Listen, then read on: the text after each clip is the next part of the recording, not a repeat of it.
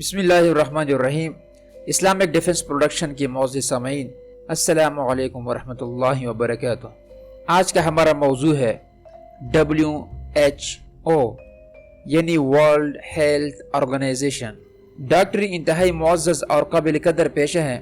اس مطالعہ میں آپ نے دیکھا ہوگا کہ جس نے ایک انسان کی جان بچائی گویا اس نے ساری انسانیت کی جان بچائی، لیکن اس پیشہ کی مثال بھی تلوار کی مانند ہے کہ تلوار اگر اللہ والوں کے ہاتھ میں ہو تو تمام انسانیت کے لیے رحمت کا کام دیتی ہے اور انسانیت کو تمام مضی امراض انسانیت کے دشمنوں سے بچاتی ہے، لیکن اگر یہی تلوار بدین اور اللہ کے دشمنوں کے ہاتھ میں چلی جائے تو انسانیت کی تباہی کا باعث بنتی ہے۔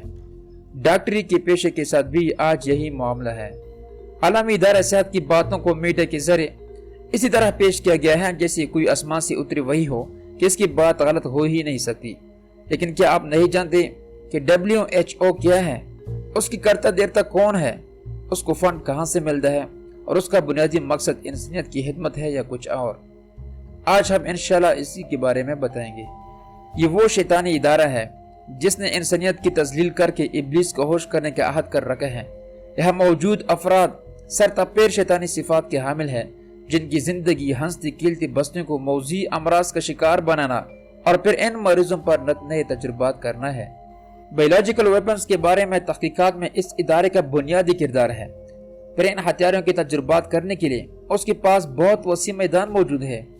دنیا بھر میں مریضوں پر یہ اس کے تجربات کرتے ہیں، خصوصاً آفات زدہ علاقوں میں مریض ان کا آسان شکار ہوتے ہیں۔ ایسے بہت سارے واقعات منظر عام پر آ چکے ہیں، لیکن جو خفیہ ہے وہ ان سے کہیں زیادہ ہے، چونکہ یہ شیطان صفت ڈاکٹر مسیحا بن کر پناہ گزینوں کے پاس جاتے ہیں اور پھر آفت زدہ علاقوں میں کوئی یہ پوچھنے والا بھی نہیں ہوتا کہ جو دوائیاں مریض کو تقسیم کی جا رہی ہیں وہ کیسی ہیں، لہٰذا یہ ڈاکٹر بآسانی ان دوائی نما ہتھیاروں کے تجربات کرتے رہتے ہیں۔ یا ہم اتنا کہیں گے کہ ادارہ 100% یہودی ادارہ ہے، جس کا کام ان تمام چیزوں کی ایجاد ہے جو ابلیسی مشن میں یہودیوں کے لیے مددگار ثابت ہو، وہ تخریبی ہو یا تعمیری۔ یہاں بحث کو مختصر کرتے ہوئے صرف چند چیزوں کی طرف اشارہ کریں گے کہ WHO یہودی مفادات کے لیے کس طرح راہ ہموار کرتا ہے۔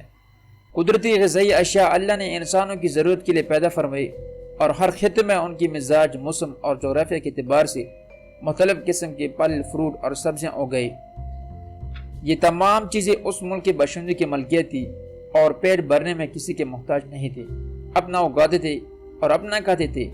لیکن اللہ کی دشمن قوم یہود سے برداشت نہ ہوا اور انہوں نے ان وسائل کو اپنے ہاتھ میں لینے کا پروگرام بنا لیا، بالکل اسی طرح جیسے اللہ نے نازل کردہ من و سلوہ پر راضی نہ ہوئے تھے، بلکہ معیشت کو اپنے کنٹرول میں لینے کے لیے انہوں نے سبزیوں اور دالوں کی اللہ سے فرمائش کی تھی تاکہ ظاہر اندوزی کر کے اپنی شرعی فطرت کا مظاہرہ کر سکے۔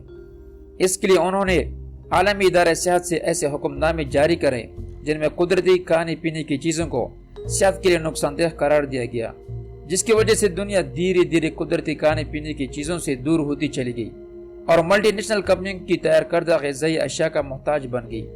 حالانکہ ملٹی نیشنل کمپنیاں جو کھانے پینے کی چیزیں تیار کرتی ہیں ان میں اکثر خراب اور غیر معیاری چیزیں استعمال کی جاتی ہیں۔ اسی طرح ایک واقعہ پیش آیا تھا سن 1997 میں۔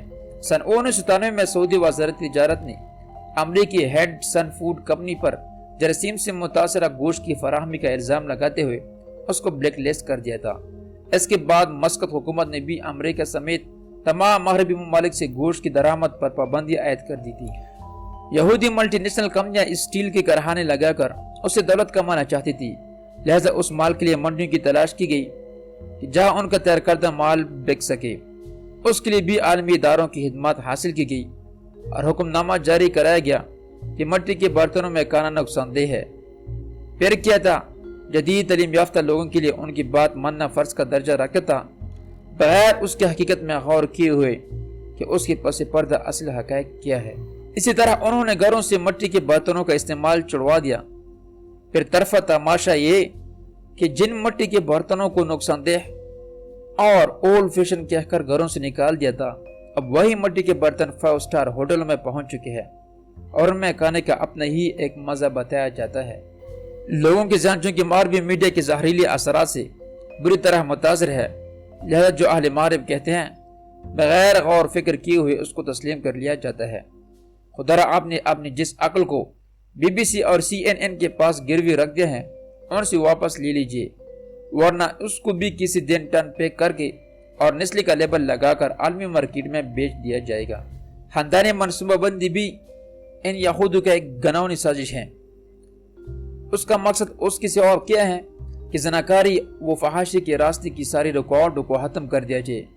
کیا قوم کو کچھ احساس ہے کہ یہودی اداروں کے فنڈ سے قوم کی نئی نسل کو نفسیاتی طور پر مفلوج کرنے کی سازش کی جا رہی ہے؟ قوم اتنی زیادہ کیوں ہو گئی؟